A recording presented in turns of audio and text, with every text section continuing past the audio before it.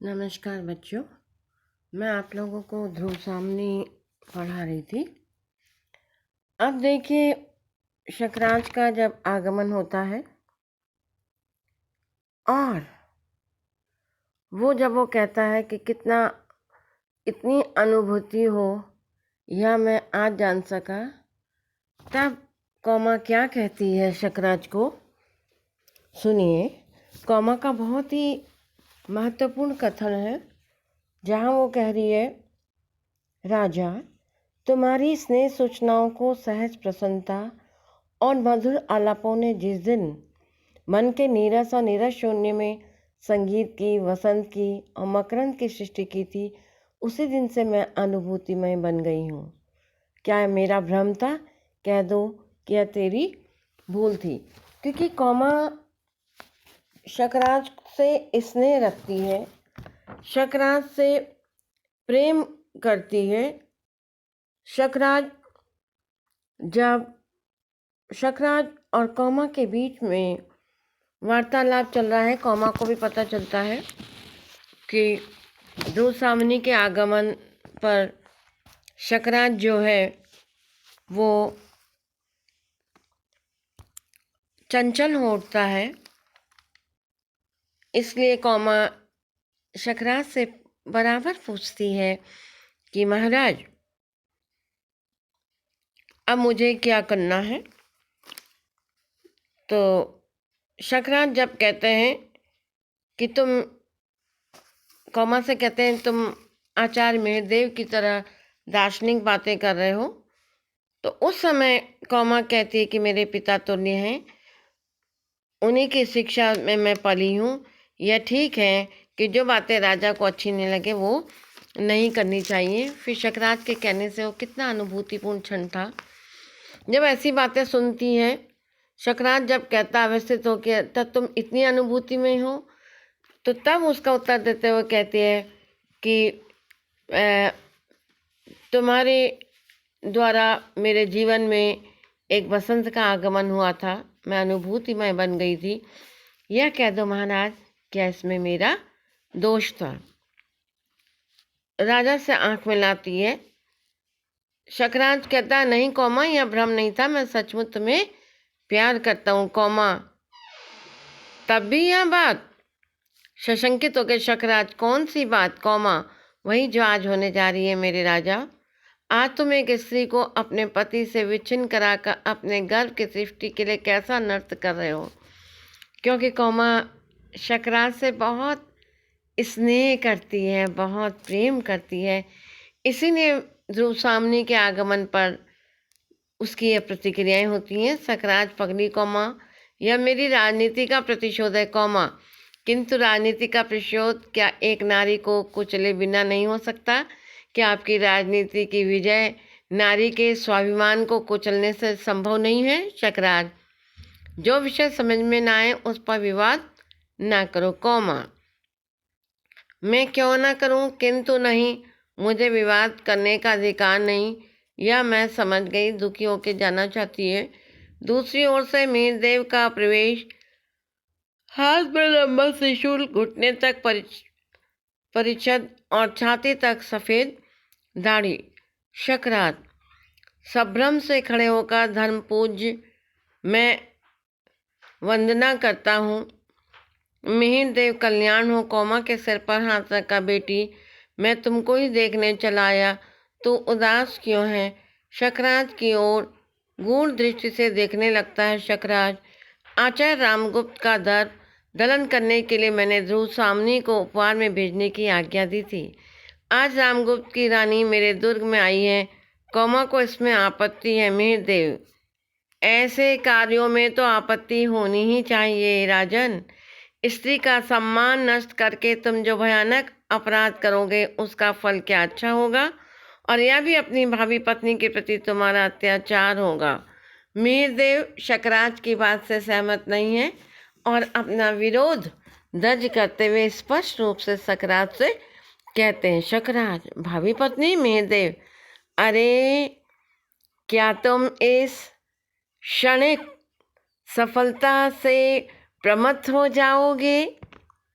क्या तुमने अपने आचार्य की प्रतिपालिता कुमारी के साथ स्नेह का संबंध नहीं स्थापित किया है? क्या इसमें भी संदेह है राजा?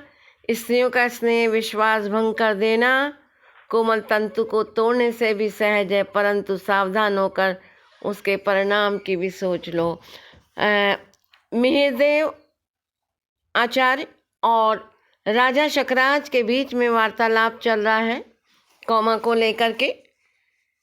स्पष्ट रूप से मिहिरदेव शकराज को कहते हैं कि मेरे द्वारा प्रतिपालित कुमारी के साथ में तुमने जो क्या स्नेह का संबंध शकराज तुमने स्थापित नहीं किया? क्या तुम उससे प्रेम नहीं करते हो? और राजा यदि स्त्रियों के प्रेम को भंग करता है, उनके विश्वास को तोड़ता है, तो वह एक कोमल तंतु को तोड़ने के समान है। लेकिन सावधान हो के राजा, ये भी तुम अपने मन में सोच लो, विचार लो कि ऐसा करना, इसका परिणाम भी अच्छा नहीं होगा। शकराज, मैं समझता हूँ कि आप मेरे राजनीतिक कार्य में हस्तक्षेप ना करें तो अच्छा हो, क्योंकि शकराज को यह सब कहता हुआ अच्छा नहीं लगता है और ऐसा कहता है। मिहिरदेव, देखिए बड़ा इम्पोर्टेंट है, राजनीति ही मनुष्यों के लिए सब कुछ नहीं है। राजनीति के पीछे नीति से भी हाथ ना धो बैठो, जिसका विश्व मानव के साथ व्यापक संबंध है। राजनीति की साधारण छलनाओं से सफलता प्राप्त करके क्षण भर के लिए तुम अपने को चतुर समझने की भूल कर सकते हो, परंतु इस भीषण संसार में एक प्रेम करने वाले हृदय को खो देना सबसे बड़ी हानि है। शकराज, दो प्यार करने वाले हृदयों के बीच में स्वर्गीय ज्योति का निवास है। बहुत महत्वपूर्ण बात आचार्य मिहिरदेव के द्वारा की गई है, परीक्षा के लिए भी बहुत महत्वपूर्ण है। देखो बेटा कि राजनीति ही मनुष्य के लिए सब कुछ नहीं है। जब शकराज आचार्य मिहिरदेव से कह देते हैं कि आप मेरे राजनीति कामों में आप हस्तक्षेप न करें, उनकी बात को सुन करके आचार्य मिहिरदेव कहते हैं कि जीवन में राजनीति मनुष्य के लिए सब कुछ नहीं है, क्योंकि राजनीति से भी बड़ी नीति होती है। नीति, और जिस नीति का मनुष्य के जीवन से विश्व मानव का सदा सदा व्यापक संबंध रहा है। राजनीति की साधारण छलनाओं से सफलता प्राप्त करके भी क्षण भर के लिए तुम अपने को चतुर समझने का भूल कर सकते हो, परंतु इस संसार में एक प्रेम करने वाले हृदय को खो देना सबसे बड़ी हानि है।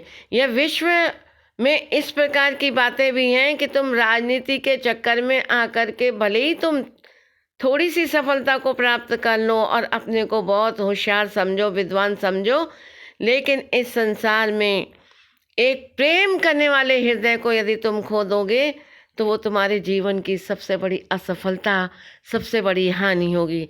शकराज, दो प्यार करने वाले हृदयों के बीच में स्वर्गीय ज्योति का निवास होता है, यानी जहाँ दो प्यार करने वाले हृदय होते हैं वहाँ पर एक स्वर्गीय ज्योति निवास करती है। शकराज, बस बहुत हो चुका, आपके महत्व की भी एक सीमा होगी। अब आप यहाँ से नहीं जाते हैं तो मैं ही चला जाता हूँ प्रस्थान। मिहिरदेव, चल कौमा, हम लोग को लताओं, वृक्षों, चट्टानों से छाया और सहानुभूति मिलेगी। इस दुख से बाहर चल कौमा। गदगद पिताजी खड़ी रहती है। मिहिरदेव, बेटी हृदय को संभाल, कष्ट सहन करने के लिए प्रस्तुत हो जा।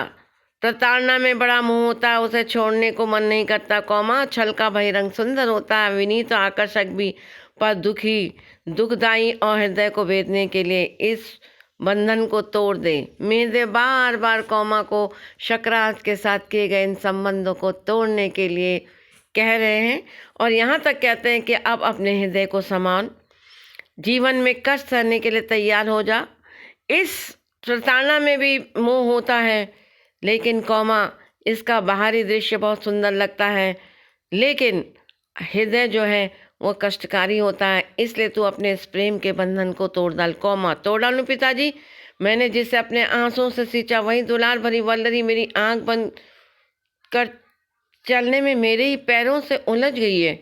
दे दूं एक झटका, उसकी हरी हरी पत्तियां कुचल जाए और छिन्न होकर धूल में लौटने लगे। ना, ऐसी कठोर आज्ञा ना दो कौमा ने शकराज से प्रेम किया था।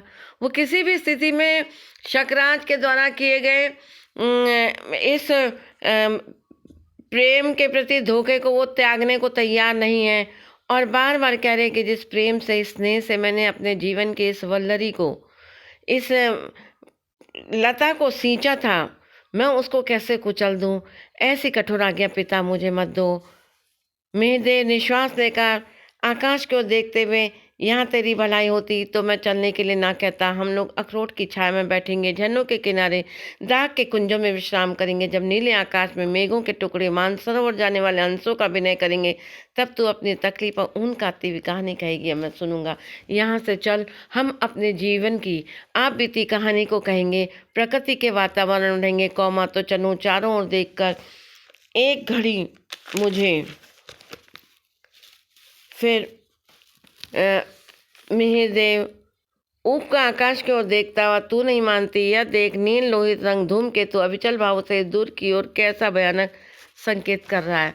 होने वाले भविष्य की शंका की ओर आचार्य मिहिरदेव का संकेत है कि अब जरूर कुछ ना कुछ बुरा होने वाला है। अपनी बेटी कौमा को कह करके प्रस्थान के लिए प्रेरित करते हैं।